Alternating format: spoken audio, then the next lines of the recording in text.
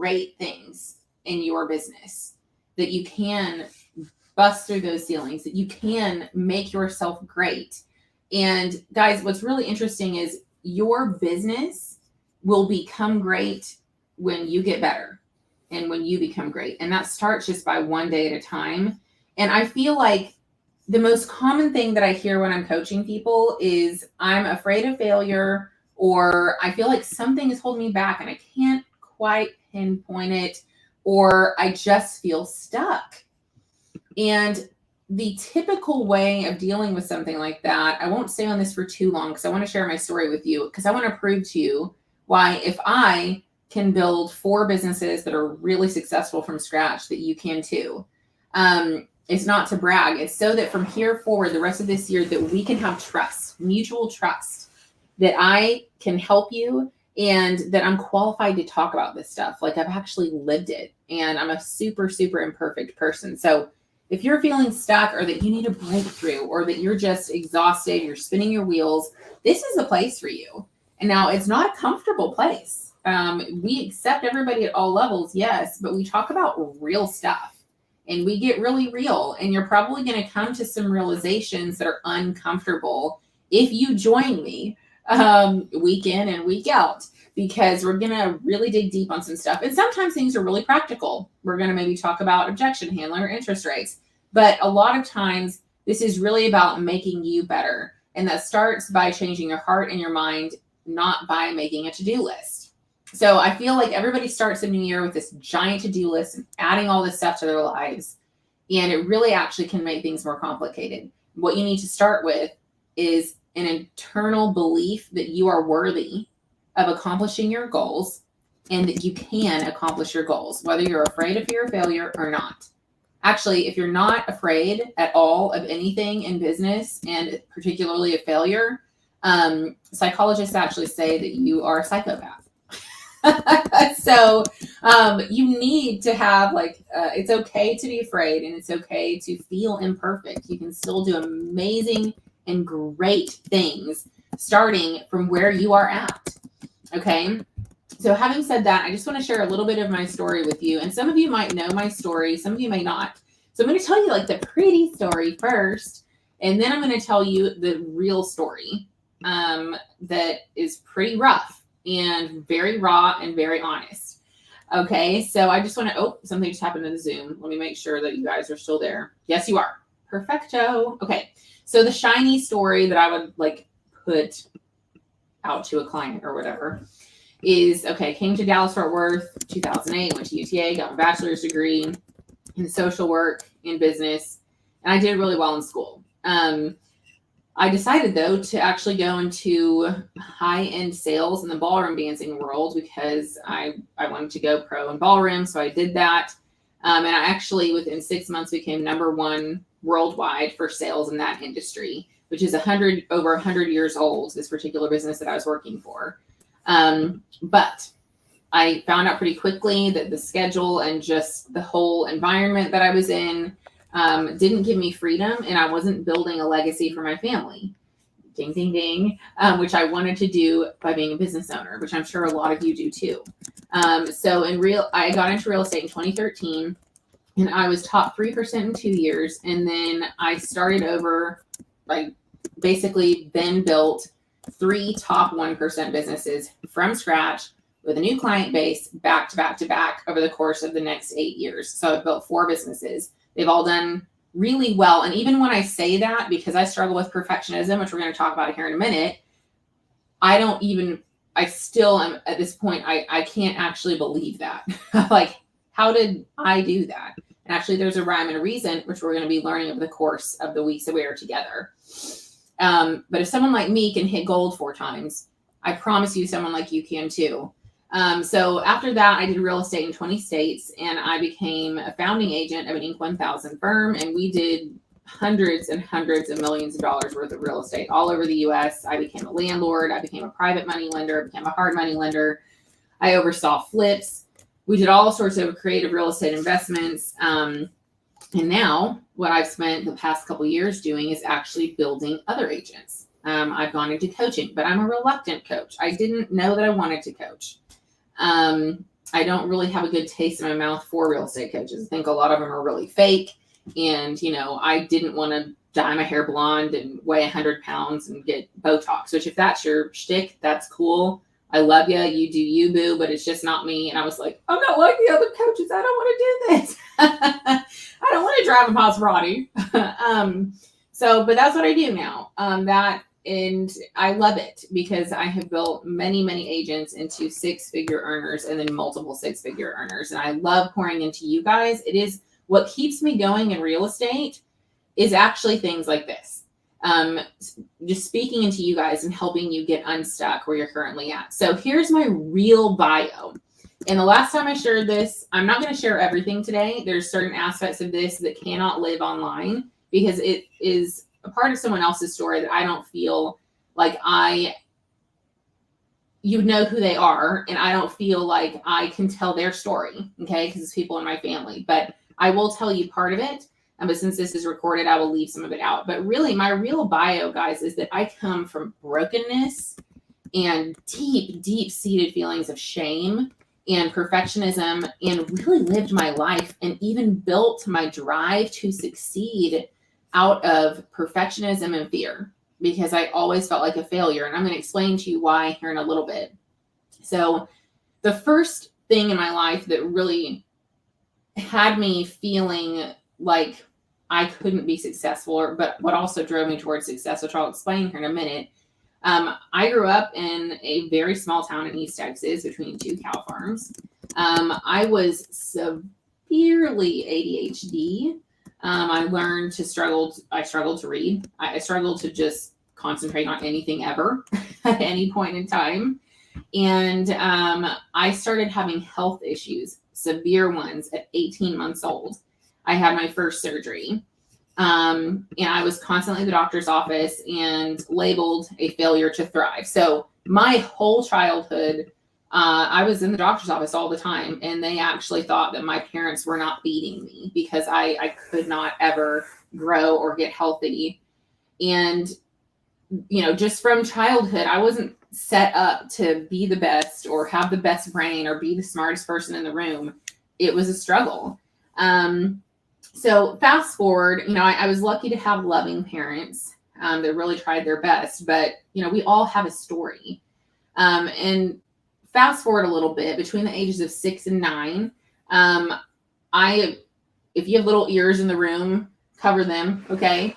But I was sexually abused by people in our church. And if you're like, oh my gosh, I hate church and I hate Christians, don't think that way. That's not why I'm sharing this. I still have my faith because I learned to forgive and to let go and to realize that I can't place all my faith in people's actions. No, I have to place my faith in God, which we won't go into that. All faiths are welcome here. I have friends from all faiths and backgrounds, and even some people who don't have any faith at all, and you are welcome here. But this is just my story and I want to share with you. So in this environment that was supposed to be safe, and it was not the same person. It was people that my parents should have been able to trust. That happened over the course of like 3.5 years. So shortly after that, there's a big death in the family. And in a sense, which I don't feel like I can tell without their permission in a public forum that's recorded. But around that same time that I told my family what had been happening, my family members began to have severe mental health problems and slowly basically were killing themselves in our own home and slowly committing suicide. And so it just went from this like perfect environment to I never felt safe. I felt dirty and wrecked and unworthy, which is a lie, because those are the kind of lies, guys, that it doesn't matter how much success you get. If you do not face it and deal with it, you will never outrun it. And so that's why I love to share my story and to get really raw and really real, because I need you to know it doesn't matter what you learn, what skill you have, or even if you're already making multiple 6 figures, you're still not doing as well as you could do if you were to take the time to face your fears and to face these labels that you've given yourself that are lies, because your ceiling will only ever allow you to go to where like that pain level is, that level of discomfort. It's going to stop you every time. So you have to get these things out of the way. And I want you to know that if I can be successful when I was not set up for it, you can too. Like, it literally can be that simple. Okay. So shortly after that, there was a lot of mental health issues in our home that were very severe. And then my mom had a baby at 42, which was like the biggest blessing ever. But imagine having an 8-year-old as your youngest, which was me, and 2 older kids. And quite frankly, in the home of a severe workaholic dad, who's also an amazing dad. But that's a part of the story, just was loving and was kind and a strong leader and a provider, but didn't really have the ability to support my mom because he was always gone. And so when my mom had this baby at 42, it was really just a whole other level of chaos. And it was right around the same age I had told my parents about all this sexual abuse. And right when my oldest sister really started having struggles. And so after that, we went through a church split. I learned a lot about just loss and all of this chaos. If you want to just sum it up, okay. My education also, when my youngest sister came along, I was homeschooled, which I'm a huge proponent of homeschooling. But when you are alone with 4 kids in a house all day long, trying to educate them, and they're all at different levels, it becomes really difficult. And so my education failed. I did not learn the basics probably after about 8 years old. Okay. I didn't. Like, I got some through osmosis, and luckily I had older sisters, so I was kind of able to catch up. But I had to literally learn basic English in 10th grade.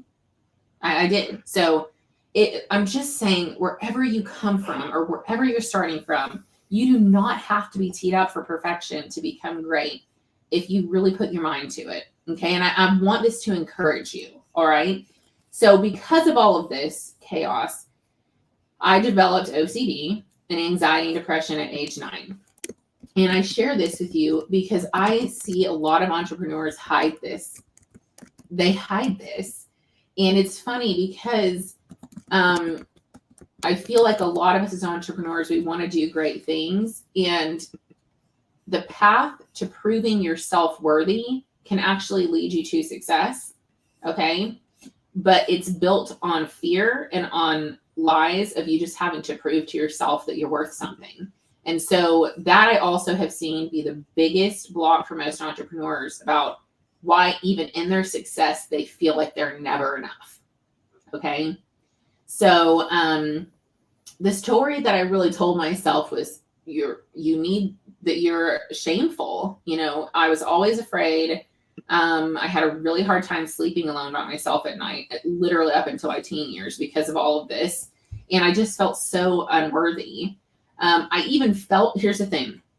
Have you ever felt ashamed of feeling shame because you do have so many things you should be grateful for? Like, anybody in the chat? Yes. Maybe on Facebook? Yes. Okay. So Marlene, yes. Because you're like, oh my gosh, I have a roof over my head and I have food and I do have parents that are trying their best. And maybe some of you didn't have that. And maybe that's the thing that's holding you back. Or maybe that's the thing that's propelling you, is that you want to prove to your parents or whoever in your life that told you weren't enough, that you are. Guys, that is misplaced identity. You are worthy because you are created in the image of God. Like, and if you don't believe in God, like, you're worthy because you're human and you love other people. Like, this is true talk. And I know that this is a lot for the first of the year. But guys, if we don't get unstuck in our hearts and our mind first, it doesn't matter what I teach you this year. You're going to have a hard time implementing to it and sticking to it because it is hard to do. So this work really matters, as uncomfortable as it is. Okay. So don't ever feel shame, like, about shame, because it's just more shame. Like, we do not deserve to live there. We deserve to heal. and have courage and overcome fear. Okay. So it was at that time, and it was impossible for me to accept myself and that I could just be lovable. Okay. So I remember, I'm going to tell you a story, and we're close to being out of time, about 8 minutes, but I remember this story very, very clearly, because when we turned 12 years old, we did grow up in a purity culture, which I am also not against. We're not going to go into all of that, but the purity culture is essentially like a woman's worth is in her purity, which I think is a really probably great idea. But for me, my personal journey, that innocence was stolen when I was a child.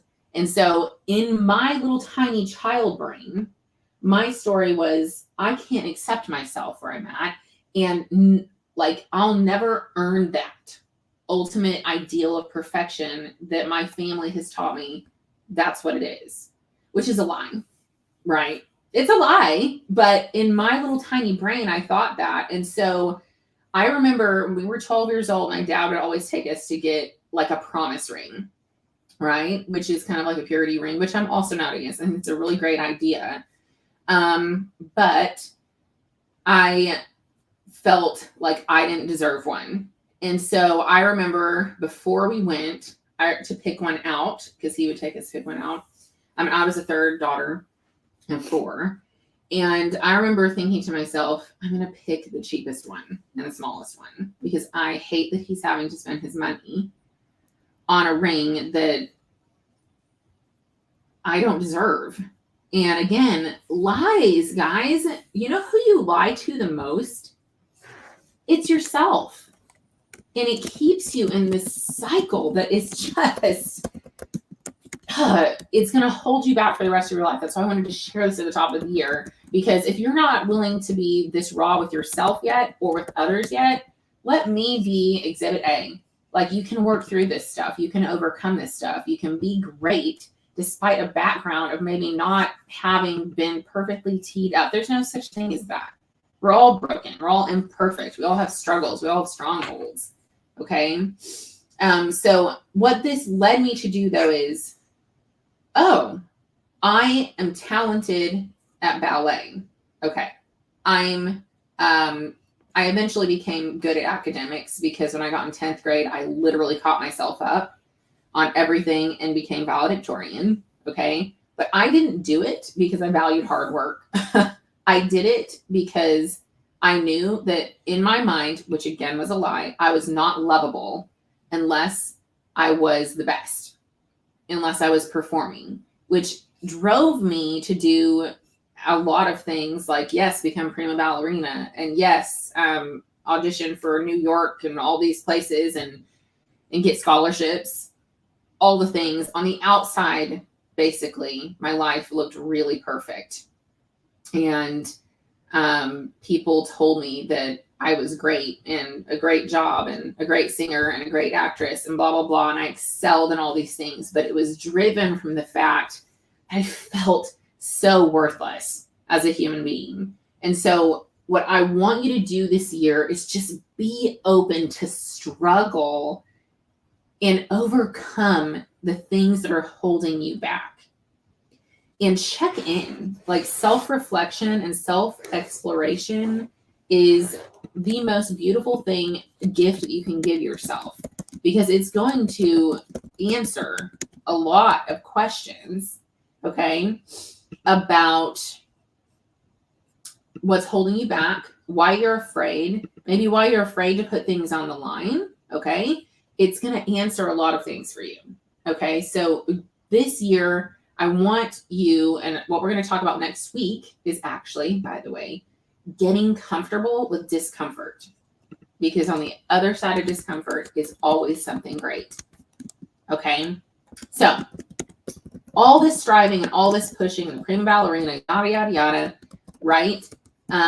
Actually led me to complete and total burnout by the time I was 17. The summer of like right after I turned 18, I got really sick with a virus that actually attacked my brain and my spinal cord. and I have not been well since. And I don't tell you that to feel sorry for me. Here's the thing. If you don't have a story like this, like if you grew up in a really great home, you do not need a victim card to be valued either. I really hate that about our society. What you need is a self-awareness card and an overcomer card. I'm not a victim. I am so like, this is probably last year was the first year I could say I am grateful for everything that's happened to me. Because if it helps one other person get unstuck and become the best version of themselves, that's literally why it happened to me. Because there's other people that are coming behind me on the same path that need to hear someone who also overcame. And, so you can do this too. Absolutely. You can overcome, you can get unstuck. Okay. So, I don't have a victim card. You don't have a victim card. We are overcomers. Okay. And you also don't need to have a shoddy past to be successful either. And I say it's shoddy. Again, I had really loving parents. Okay. I had a lot to be grateful for as well, but no one's perfect. Okay. So the reason I tell you all of this is because it does not matter, again, what I teach you next week or what you learn after this on Coffee with Chris, which I hope you're also attending if you have the time. It doesn't matter what you hear. If you don't fix this and you don't truly believe and know, nothing else that you will learn matters, because you're always going to get stuck and you're always going to self-sabotage. So I wanted us to start out with this. You have to get rid of your limiting beliefs. Okay. So I'm going to leave you with this question. Okay. And I'm seeing you guys in the chat. I'm having to go back and forth from screens, but I am very happy to share this with you guys. It's gets easier and easier every time I share it, because I truly have healed from it. But I do get emotional sometimes because I just want you guys to understand this and hold on to it, because I know how much it can change your life. So this is the question that I will leave you with, which will lead in, to next week, is what has staying fearful or comfortable cost you already? Every year we have resolutions, guys. Every year, I think it's like a whopping 95% of those resolutions die by February. And it's because we have a to-do list, when really we need to just ask ourselves this one question: what has staying fearful or comfortable cost you already? Because we have to change who we are. We have to change our hearts and our minds, because that's where the actions come from. And an action is essentially like a to-do list. So if you just change your to-do list and you don't change your heart and you don't change your mind and you don't change your self-talk, you see how this works? So I'm going to leave you with that. And I know sometimes we're going to have happy, amazing days. And sometimes we're going to have something where it's like, we got to go deep today. This is the foundation that we're going to build off of. Okay. So I'm going to leave you this last time. I'm going to ask this question, and then we're going to head out for the day.